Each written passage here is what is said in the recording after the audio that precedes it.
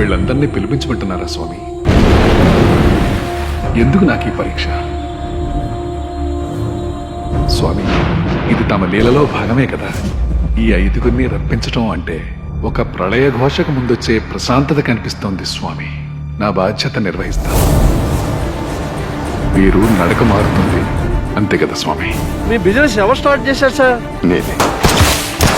పెట్టుబడి ఎవరు పెట్టారు సార్? నేనే. కష్టం మీది, క్రెడిట్ దేవుడిదా? కాదు సార్, కాదు sir. Please, please stay calm. We are experiencing a brief turbulence.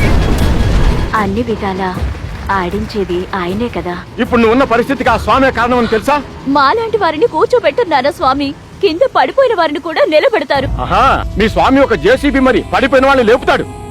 ఒక పెద్ద ఆయన నన్ను చూడగానే ఏమైందో తెలియదు. నీకోసం దక్షిణ దేశంలో ఒక జ్యోతి ఎదురు చూస్తూ ఉంది, నువ్వు వెంటనే బయలుదేరు అని చెప్పారు. నువ్వు అక్కడ లేవు, ఫోటోలో మాత్రం ఉంటావు. అభయాస్తం ఎవరి కోసమే అభయాస్తం. మెడిసిన్ కుండే పవర్ ప్రార్థనకు కూడా ఉంటే బాగుండు. ఎలా చేయాలో, ఎప్పుడేం చేయాలో స్వామికి తెలుసు doctor. Sir, I was having bhajan session and I saw a sign from Swami.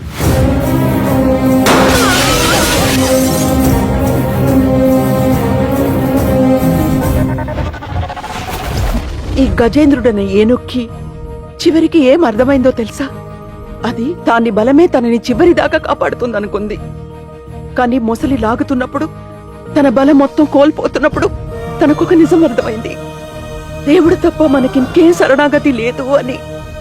అది అర్థం చేసుకున్నప్పుడు నారాయణ అని అరిచినప్పుడు స్వర్గద్వారం తెరుచుకొని స్వామి పరిగెత్తుకొచ్చారు. ఇదే నిజమైన శరణాగతి. మీరు చెప్పే కథలన్నీ మీ గురించి స్వామివారు రాసిన కథలే.